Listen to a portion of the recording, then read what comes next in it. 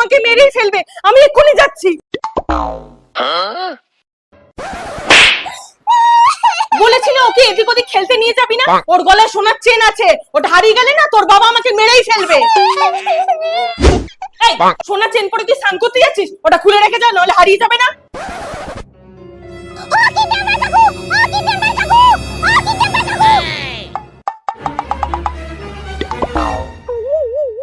এবার নিয়ে যাও। কি হলো?